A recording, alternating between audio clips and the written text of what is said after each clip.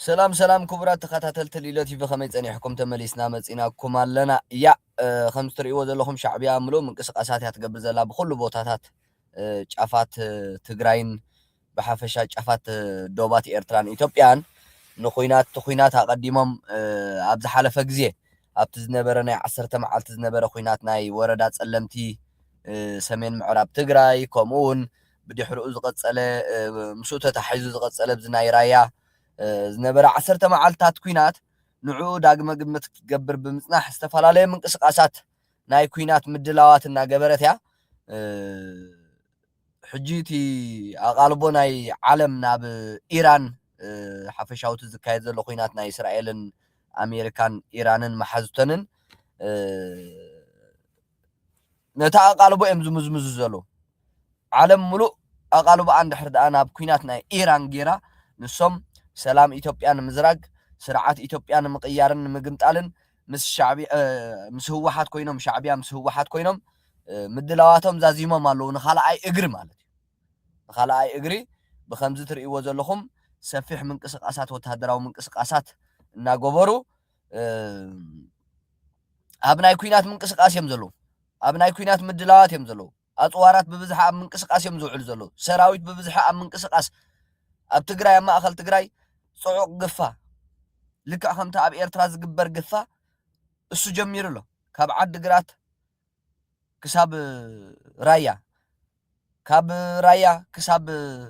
بعل شرارو خبابيتات بشمح الله في ساعات فلوت قفا خمتنا إيرترا فلوت زي كونسي بك أبي تسنيحها أبي أمسيخها تهتقبر تسنيحها بمئسارون خمس زرعهم مئسار ناي بعل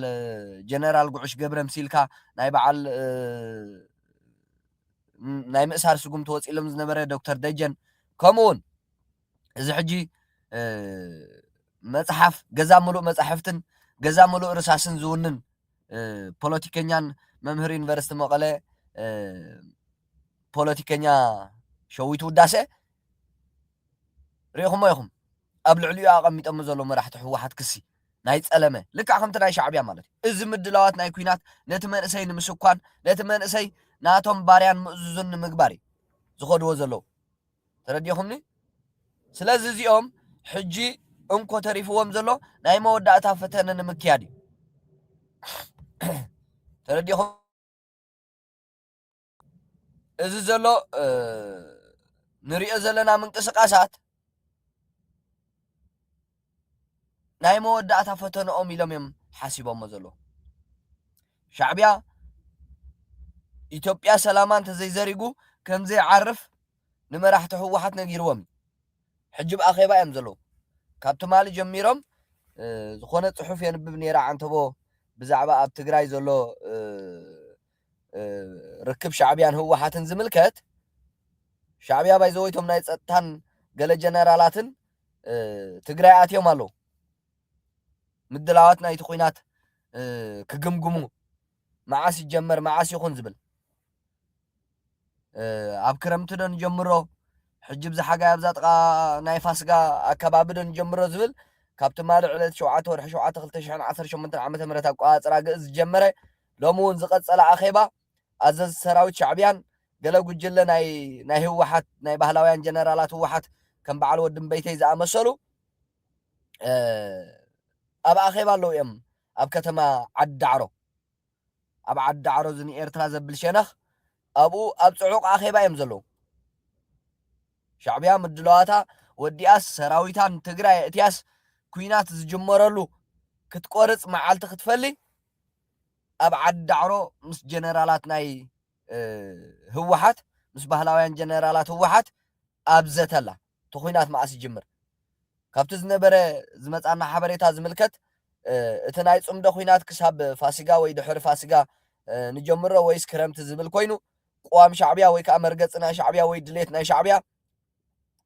كرمت نجمرو مخنياتو حد نجر قداماي نجر منግስት ኢትዮጵያ ጽዕጽዑ ደብዳብን አየርን ድሮንን ስለዝገብር ሕጂ ክንጻወሮ አይንኽእልን ዝብል ካልኣይ ድማ ናትና ይኹኑ ናትኩም ሰራዊት ናይ ክረምቲ ቁርን ውሕጅን ዘሕልን ተጻዊሮም ናይ ምውጋዕ ዓቕሞም ልዑል ስለ ዝኾነ ወይ ከዓ ድሌት ስለ ዘለዎም ክእለት ስለ ዘለዎም እዩ ዝብል ሻዕብያ ሓሳብ ኣልዒሉ ኣሎ قوام ناي ጉጅለ ድሕረት ናይ ጉጅለ ህወሓት ናይ ባህላውያን ጀነራላት ህወሓት ከዓ ሕጂ ክሳብ ፋስጋ ወይ ድሕሪ ፋስጋ ቀልጢፍና ንጀምሮ ዝብል እዩ ምክንያቱ ሰራዊትና ይብተን እዩ ዘሎ እዮም ዝብሉ ዘለዉ መራሕቲ ህወሓት ሰራዊቶም ይባታተን ገዲፍዎም ይጠፍእ ከም ዘሎ ገሊፆም ኣለዉ ህዝብና ይጠልመና እዩ ዘሎ ዝብል እውን ትማሊ ነጊረኩም ነይረ ኣብዚ ኣላ ሓንቲ ቪድዮ ሲ ክገርመኩም ህዝቢ ትግራይ ክሳብ ክንደይ ንህወሓት ፈንፊንዋ ከም ዘሎ ዘርኢ ኣብዝላትኩም ብጣዕሚ ሎሚ ገሊፆም ኣለዉ ባህላውያን ጀነራላት ህወሓት ህዝቢ ትግራይ ክሳብ ክንደይ ፈንፊንዎም ከም ዘሎ ዘረድእን ዝገልፅን ማለት እዩ ክሳብ ክንደይ ፀሊእዎም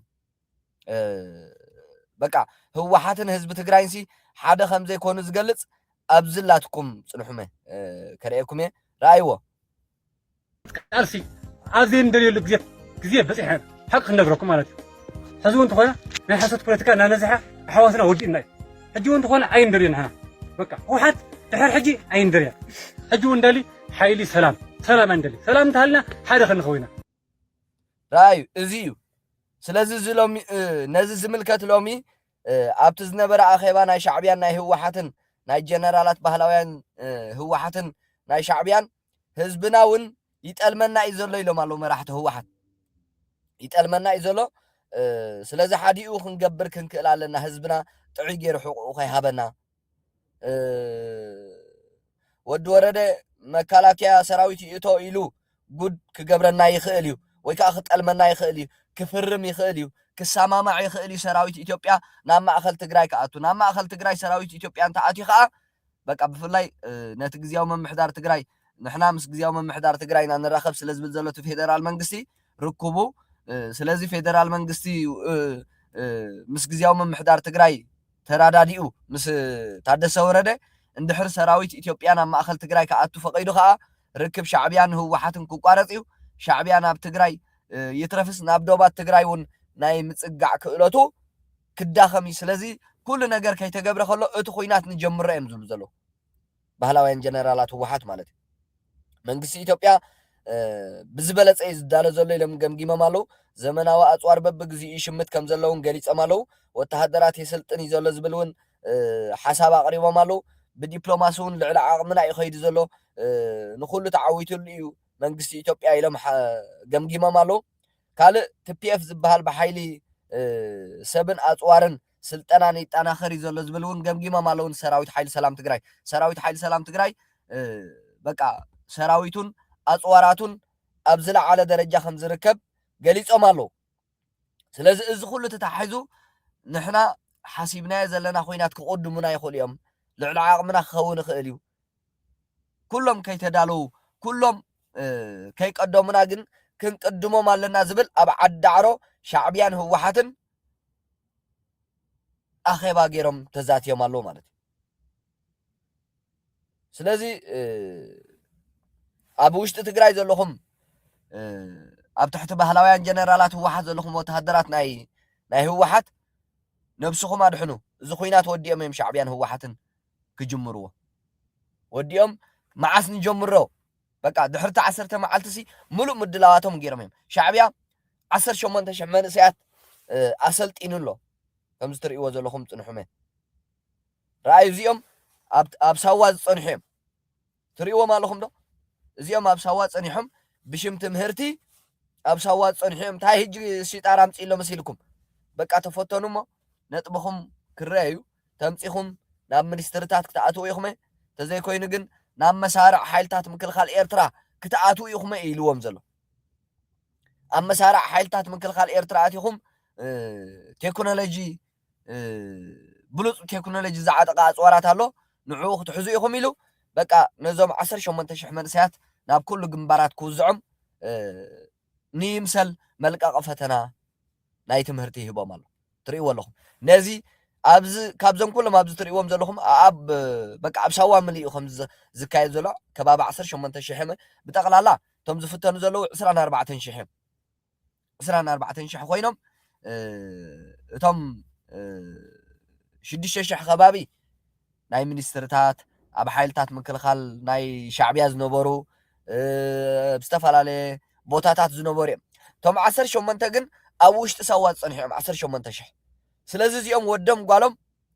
ናብ መሳርዕ ጉድድ ዕስክርና ናብ ኩናት ትግራይ ይኸእትዎም ንህለኩም ንይምሰል እዚ ፈተና እዚ ከካይዱ ወይ እዚ ፈተና እዚ ክፍተኑ ኣብ ክላሳት እትይዎም ጥራዝም ፒሮናት ሒዝዎም ኣሎ ኣብዚ ነጥብ ዘምፅ የለን ልዕሊ ዓቕሞም እዩ ዘድልይዎም መንእሰያት ክወስዱ እዮም ካድረታት ክገብሮም ዝደለዩ ክወስዱ እዮም ኣብ ሚኒስትርታት ክውዝዕዎም ዝደለዩ ክወስዱ እዮም ደቂ ኣንስትዮ እውን ስለ ዘድልዮም ምክንያቱ ብዘይ ጓል ኣንስተይቲ ኣይሓድሩን እዮም ሻዕብያ ንዕን እውን ክወስዱ እዮም ካልእ ዝተረፈ ብምሉእ ናብ ኩናት ትግራይ እዮም ከእትውዎ ኣብ ኩናት ትግራይ እዩ ዝኩሉ መንእሰይ ትርእይዎ ዘለኹም ኣብ ሳዋ 18,000 መንእሰይ ዝፍተን ዘሎ ብምሉእ ፅባሕ ናብ መሳርዕ ጉድድ ዕስክርና ብፍላይ ከዓ ናብ ኩናት ትግራይ كأتو يناب مأخل تجري خاتو كابتشاف حجر كساب عسب كزرق حمي حسبوا شعبيها كباب 18 منسي نام مسارع قدد عسكرنا خاتو ودي لنا لكم قفا خا جمير له اتو زبلون جمير له تفانيهم صنحو ديهم ابستفالالي بوتاتات صنحو ديهم اكالهم زغودلو خيترفه بقى ህጹጽዋኒው ኢትዮጵያ ክትወረና ቀይ ባህር ክትወርያ በቃ እዚ ዘሎ ጎስጓሳት ኣብ ኤርትራ ህወሓቱን ኮሙ ሻዕብያውን ኮሙ ዓይነት ጎስጓሳት ስለዚ እዚኦም ዘካይዱ ዘሎ መራሕቲ ሻዕብያ መራሕቲ ህወሓትን ምድላዋት ናይ ኩናት ዝገብሮ ዘሎ እዚ ሳዋ እዛ ጉደኛ ሳዋ እዛ ሓንጎል መንእሰይ ኤርትራ ዘልመሰት ሳዋ ሕጂ ከዓ ከባቢ 18,000 ትሕቲ ዕድመ ቆልዑ تريوا مالهم بخمس جيرا ناب كوينات كتبسم ملؤ مدلات جيرا نري علنا مالتي رايو زيهم قلعهم كلهم جاك حدا خلته قال ملاسي ومولهم ناشتيهم أوالدهم أوداتهم جن حجز مصم زري ز مصم زلوا كوينات نعوم زتف مسايم زتسلمت هلا ونتمون زبك علو مسرح زكاي زلوا شعبيا بنايزيهم مسواتي بنايزيهم طفات بنايزيهم أكال مقداتي سلام إثيوبيا خزرق قبل الكوين خوص شعبيا هابت تግራይ ናብ ኤርትራ ናብ ዓዲ ሃሎ ክግዕዝ ምድላዋት ወዲኡን ህለኩም ኣብ ኤርትራ ክንጉስጉስ ኣይንኽእልና ውፃእ መንእሰይ ኤርትራ ተኣለ ግደፎ እዚ ኩናት ዝመጽእ ዘሎን ኣንጻርካ እዩ ንዓኻ ዘጥፊ ኢልና ከይንዛረብ ብምንታይ ይስማዓና ህዝቢ ኤርትራ ኢንተርኔት የለ ቴሌቪዥን የለ ኩሉ ነገር የለ ብምንታይ ይስማዓና ኣብ ትግራይ ዘለኹም ግን ተኣለዩ ነፍስ ወከፍ ወተሃደርና ህወሓት ኣብ ኢድ ሞባይል አሎ ነፍስ ወከፍ መንእሰይ ትግራይ ኣብ ኢድ ሞባይል አሎ ቴሌቪዥናት አሎ መርበብ ሓበሬታ አሎ ኩሉ ትዘሎ መዓልታዊ ሓበሬታ ናይ ምፍላጥን ምስማዕን ምርኣይን ዓቕምታትን ዕድልን ኣለዎ ኣብ ትግራይ ዘሎ መንእሰይ ስለዚ ዝና ረኣኻ ምድላዋት ናይ ሻዕብያ ናይ ህወሓትን እናረኣኻዮ ሸር በልዎ ከዓ ኩልኹም ክበፅሑ ኣለዎ ኩሉ እቲ ኣብ ትግራይ ዘሎ መንእሰይ እዚ ኩናት እዚ በቃ ናይ ጥፍኣት እዩ ንህዝቢ ኤርትራ ዘጥፍእ ንህዝቢ ትግራይ ዘጥፍእ ዕድመ ስልጣን ህወሓትን ሻዕብያን ዝቐጽል ሰላም ኢትዮጵያ ዝዘርግ እዚ ኩናት እዚ ነዚኦም ዝዳለው ዘሎ ሻዕብያን ህወሓት ሰላም ኢትዮጵያ ክዘርጉ ዕድመ ስልጣኖም ከቐጽሉ ህይወት ማዕለያ ዘይብሉ መንእሰይ ኤርትራ መንእሰይ ትግራይን ክበልዑ እዮም ትሕቲ ዕድመ ቆልዑ መጻኢኦም ገና እንታይ ምዃኑ ዘይፈለጡ ኮሊፉ ናብ ኩናት እትዩ ኣብ መስዋእቲ ከብፅሖም እዩ ስለዚ ኩልኻ መንእሰይ ኣብ ትግራይ ዘለኻ ውፃእ ኣብ ኤርትራ ዘለኻ ምንም ክንብል እዩ ምናልባሽ ትግራይ ምስ ኣተው ኢንተርኔት ረኺብና ቴሌፎን ረኺብና ዕድላት ረኺብና ክንጉስጉሶም ክነውፆም ክነድሕኖም ንኽእልና ሕጂ ኣብ ኤርትራ ግን ነዚኦም ትርእይዎም ዘለኹም ብምንታይ ክነስምዖም ብምንታይ ክነረድኦም ብምንታይ ክነድሕኖም ኩሉ ነገር ዕፁይ ኤርትራ ኮንቴይነር በቃ አንደርግራውንድ ያ ኤርትራ ንህዝቢ ኤርትራ ዝኾነ ነገር ዘይርኤላ ዝኾነ ነገር ዘይሰምዓላ ዕፁ ትገዛ ውፁ ምዝሎሚ ኣካይዶሞ ዘለው መራሕቲ ህወሓት ኣኼባ ባህላውያን ጀነራላት ህወሓትን ሻዕብያን ታይን ክውስኑ ክሪኦምና ግን አልዕሎሞ ዘለው ሕጅን ይጀምሮ ተኮይናት ክሳባ ፋስጋ ቀድመ ፋስጋን ወይ ከዓ ክረምትን ይጀምሮ ሰራዊትና ብቕዓት ስለ ዘለዎ ናይ ቁርን ናይ ውሕጅን ናይ ማይን ናይ ዝናብን ሽዑ ዘዋፃና ዝብል እዩ ኣብ ክልተ ሓሳብ እዮም ተቐርቂሮም ዘለው እንታይ ከም ዝወሰኑ ገና ኣይተፈልጠን ስለዚ ምድላዋት ናይ ኩናቶም ግን ወዲኦም እዮም ዛዚሞም እዮም ሶ መንእሰይ ኤርትራ መንእሰይ ትግራይ ዝድሕነሉ መንገዲ ክንፈጥር ክንክእል ኣለና ደቂ ዓበይቲ ሕጂ ዝዋጋእ መንእሰይሲ ንመን ኢሉ መስዋዕቲ ዝኸፍል ንመን ኢሉ ኣካሉ ዝጎድል ንመን ከድሕን ህዝቢ ኤርትራ ጸላኤ የብሉም ብጀካ ሻዕብያ ህዝቢ ትግራይ ጸላኤ የብሉም ብጀካ ህወሓት ስለዚ ንመን ኢሉ ክዋጋእ ዝኽልተ መንእሰይ ኣብ ኤርትራ ዘሎን ኣብ ትግራይ ዘሎን ንስልጣን ሻዕብያ ሕነ ንኽትፈዲ ሻዕብያ ንስልጣን ህወሓት ሰላም ኢትዮጵያ ንኽትዘርግ ህወሓት መስዋዕቲ ክኸፍል መንእሰይ ትግራይ መስዋዕቲ ክኸፍል መንእሰይ ኤርትራ ኣይትሕሰብዎ እዚ ነዚ መንእሰይ እዚ ኣብ ኩናት ከይኣቱ ክነድሕኖ ክንክእል ኣለና ሶ ሻዕብያ ናቲ ኩናት ናይ ትግራይ ክትቅፅል ኣብ ኩናት ናይ ትግራይ ዝሳተፍ መንእሰይ በዚ ትርእይዎ ዘለኹም ከባቢ 18,000 መንእሰይ ካብ ሳዋ ኣዳልያ ናብዚ መሳርዕ እዚ ናብዚ ትርእይዎ ዘለኹም ክተሳትፎ ምድላዋታ ወጊና ኣላ ስለዚ እዚ ዝመስልቲ ዘሎ ሓበሬታ ኩናት ናይ ትግራይ ዝዓርፍ ኣይመስልን እዩ በብመዓልቱ ቅርፁን እንታይ ዝበሃሉ እናቀየረ ናይ ኩናት ፅዑቕ ምንቅስቃሳት ዝካየድ ዘሎ ብፍላይ ከዓ ኣብ ማእኸል ትግራይ ፅዑቕ ወተሃደራዊ ምንቅስቃሳት ናይ ሰራዊት ሻዕብያ ፅዑቕ ምንቅስቃሳት ወተሃደራዊ ሰራዊት ወተሃደራት ናይ ህወሓት እዝታት እዩ ዝርአ ዘሎ ማእኸል ትግራይ እዚ ትርእይዎ ዘለኹም ኣብ ማእኸል ትግራይ ማለት ኣብ ማእኸል ትግራይ ክብለኩም ከለኹስ ኣብቲ ጫፋት ናይ ትግራይ ኣብ በዓል ኢሮብ ክሳብ ከባቢ ዓዲግራት ዘሎ በረኻታት ኣብኡ እዩ ሕሰብዎ ስለዚ ሻዕብያ ሰላም ኢትዮጵያ ንምዝራግ ህዝቢ ትግራይ ንምብትታን ትግራይ ናብ ክትወፆ ዘይትኽእል ከቢድ ሓደገኛ ኮይናት ንምእተዋ ትርእይዎ ኣለኹም እዚ ዓይነት ምንቅስቃሳት ትገብር ኣላ ሻዕብያ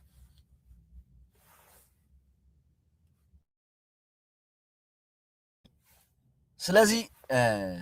ከም ድሓር ህወሓት እውን ንሻዕብያ በቃ ትልሙና እያ ዘላ ንጀምሮ ሕጂ እቲ ኩናት ህዝብና ጠሊምና እዩ ህዝብና በቃ ከባና ተፈልዩ ህዝብና ሲ ተፈሊና እዩ ሕቁ ይህብና እዩ ጽባሕ ክዋጋዓልና ኣይክእልን እዩ ደቁ ክህበና ኣይክእልን እዩ መንግስቲ ኢትዮጵያ እውን ምሉእ ምድላዋት ወዲ እዩ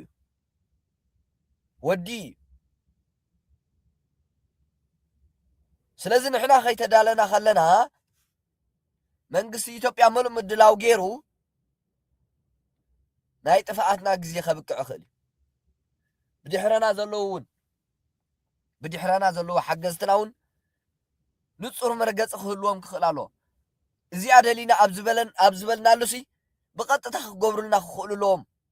ዝብል ሓሳብ ኣልዒሎም ኣሎ ኣብዚ ናይ ሎማ ኣኼባ ናይ መራሕቲ ህወሓት ናይ ባህላውያን ጀነራላት ህወሓትን ናይ ሻዕብያን ኣብ ዓዲ ዳዕሮ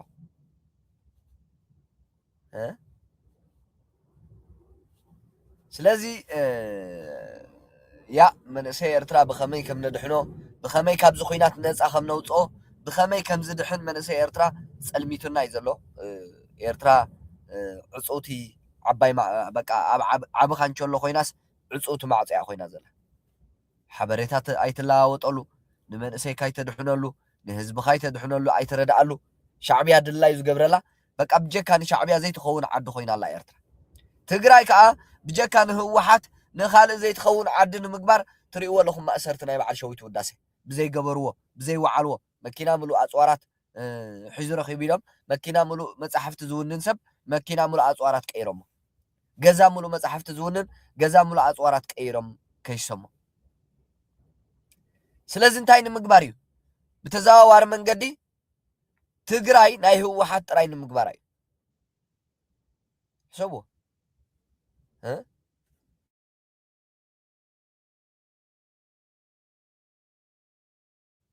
ሶ نزمن أسهي نثنا إيرترا دحان قطاميتات انت خونا أيولعون تولي عمخا عدل ترخيبنا مسوات أن تقرأي قصو مساعتوه زوات قالو زدحنا له كابتو خوينات زملو تقولو من قدخ مفترينا من أسهي تقرأي قنات خوينات كي جمري اتنا إذا حالف 10 معالتات زنبرا خوينات نسوم كي تجمر خلو إذا خوينات زي أي ترفني يقول العوين من أسهي تقرأي نفسي خار حن من ليرنا يا زبز حنا بسدحيني نفس الحيني زترفقن قال له أقدي دوم زسلطنوه هجخا ملي مرحته واحد لازم نزون حراخ نوصينا نزون كنا دحنينا هو واحد نعايلو زسوا من اسي كهلو يبلون كتركب يبلان بعلا من اسي سينا بزي كوينات كتفا له هو واحد بزي كوينات هو واحد نمن اسيات تقرأ اطفئة زي كونه خطف زلوا هو واحد نتقارو اطفئة زي كونه خطف زلواسي نعايلو زسوا من اسي نعايلو زقادل من اسي نعايلو زململ من اسي نعايلو دجن زخون هزب سئيناسي بعلا يخطف زلوا تبالالي على حد حدا هو واحد شعبيا ونكم شعبيا نزمن اسيزي لكي ما تخاب تفق نبينات تفعلوا من قدينا كم دليت فتحي نزعر زلنا زوم كلته قنصتي زوم كلته تواقعتي زوم كلته أخررتي زوم كلته شفاتو زوم كلته أب سلام زي كونس أب كوينات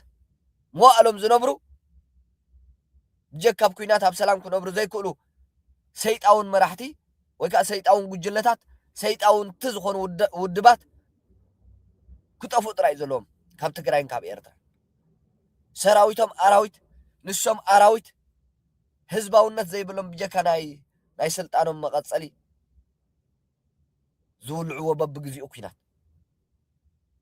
زي نحنا نهزبنا خنا دحنا زخوينات زي نهزبي إيرترا يكونه نتقرأ يكونه نشعبيا أنه هو حاتن سلطانهم زقصل اللخوينات حنو أمز فديو لعب إيتوبيا هو حات عب إيتوبيا حنا أخذ فد الدليا سلام إيتوبيا أخذ زرق دليا سلطان إيتوبيا أخذ بتنوت دليا شعبي أخذ أنا سايز دليا كلت يوم نزيع يوم تلافينهم كلت يوم نزيع يوم صميدهم من قصي إيتوبيا أخذ ملو مدلات ودي ملو مدلات مدلات ناي من قصي إيتوبيا انتهي مسل تاريخهم ما يقرمكم ملو مدلات وديو ناي درونو بلو أصواراتو بلو كله تدالي ولا حدا زقود ليلة كجمرة سلزي دلي ما أسي جمر بزي قدس أنا مدلاوي ودي أخذ أني حيليو تريو وزلو سراويت إثيوبيا يرايو تريو والله ده